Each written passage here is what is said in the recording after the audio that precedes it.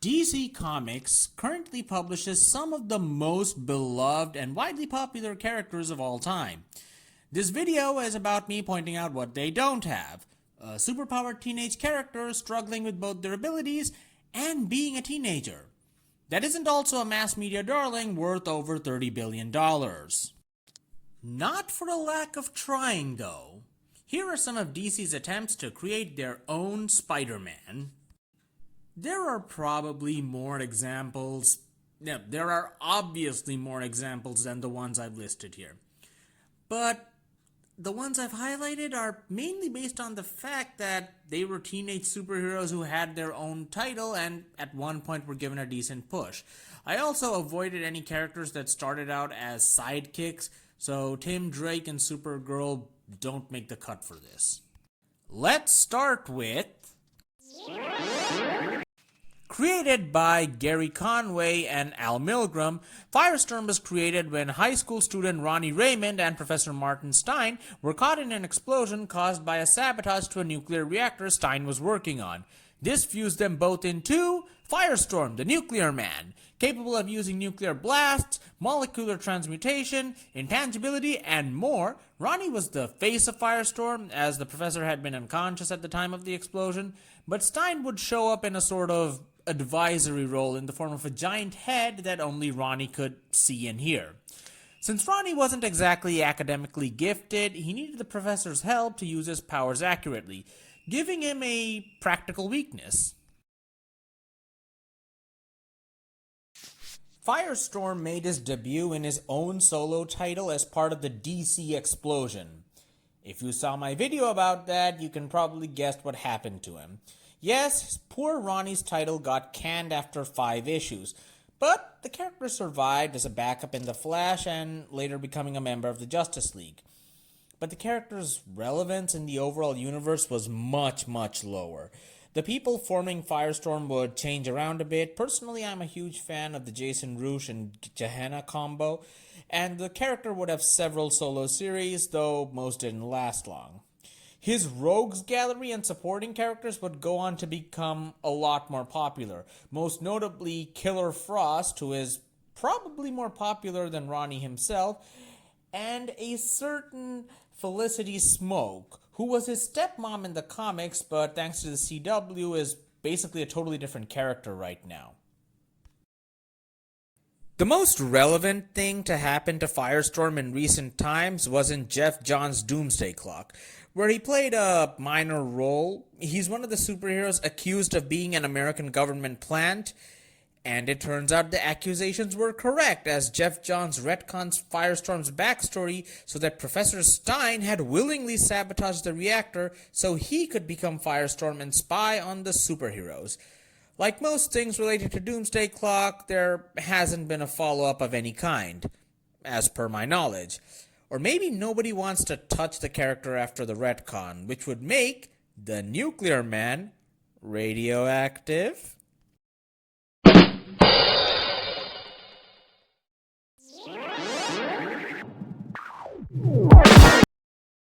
A bit of an odd example, but hear me out. The Ray is a legacy character, with the guy I'm talking about being the son of the original. Ray Terrell, yes, the character's secret identity was also named Ray, has quite the talent behind his creation, created by legendary writer Christopher Priest, Jack C. Harris, and a then upcoming artist you may have heard of called Joe Quesada. The Ray was forced to live in seclusion by his father until one day he exposed himself, not the way you think, to the light and found out he had amazing superpowers, so he became a superhero called the Ray.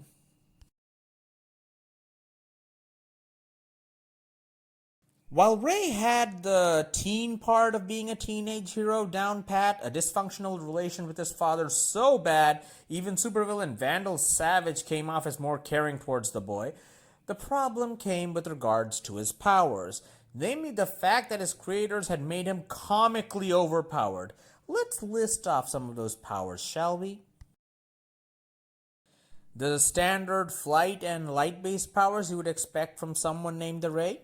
Okay, that's reasonable. The ability to cast illusions, that also works.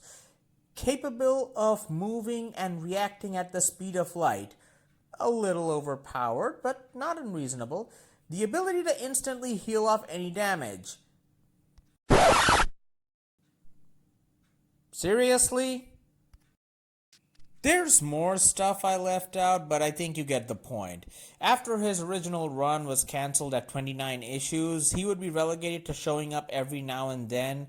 The writers needed a light-based dude, and Dr. Kimio Hoshi was available, and he's nowhere near as powerful as he was in his initial appearances. He did get a push recently thanks to appearing on the CW, but again, barely a shadow of his original incarnation. Which is a shame, because from what I saw of his original run, it was actually pretty decent. I mean, it's what you'd expect from a series written by Christopher Priest and drawn by Joe Quesada.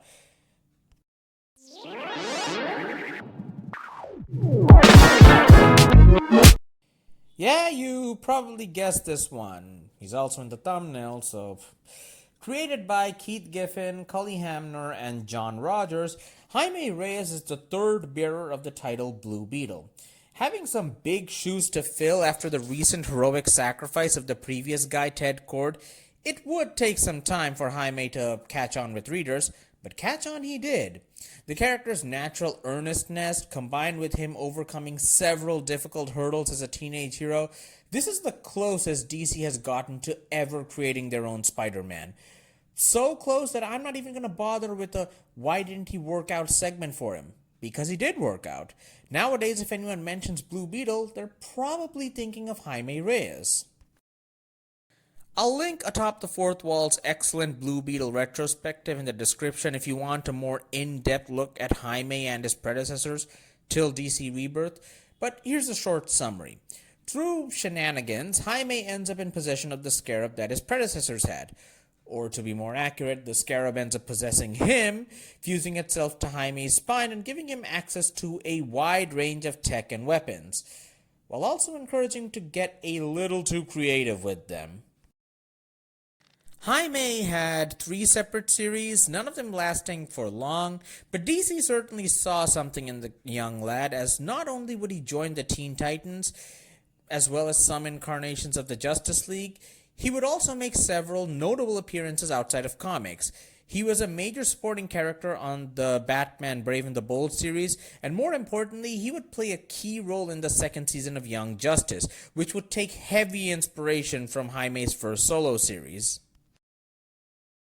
While currently going through a bit of a lull, he does have a new miniseries coming up, as of this video, and a live-action movie.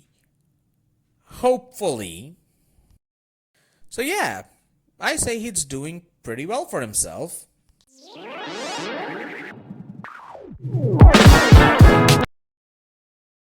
I could have ended the video at Jaime, but just look at this guy. How could I not talk about him?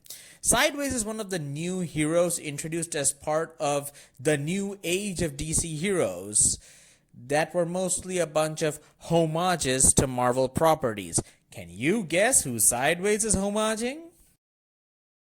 Sideways is Derek James, a Puerto Rican high school student that has been adopted by a middle-aged white couple. He is unpopular at school, but gets along well with his adoptive parents. Everything changes for him when he falls into a rift leading into the Dark Universe during the events of Dark Knight's Metal, giving him the power to open portals. He also has limited strength and durability, so yeah, he's Spider-Man but with portals instead of webs.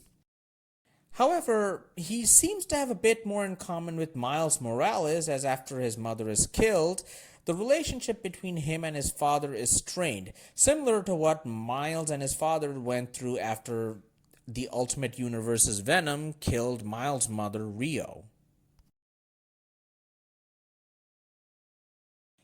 This might be a bit unfair considering how new the guy is, but his title was cancelled after 13 issues and an annual written by Grant Morrison, so he has that. He has made a few appearances in the recent, as of this video, Dark Crisis, so who knows. If I had to guess, just look at his dialogue. It looks like a hello fellow kids, but played completely seriously. In all likelihood, he'll probably show up whenever a portal creator is required, and that'll be it. And now that I've said it, I can't wait for my prediction to be completely off and for everyone to come and laugh in my comment section afterwards.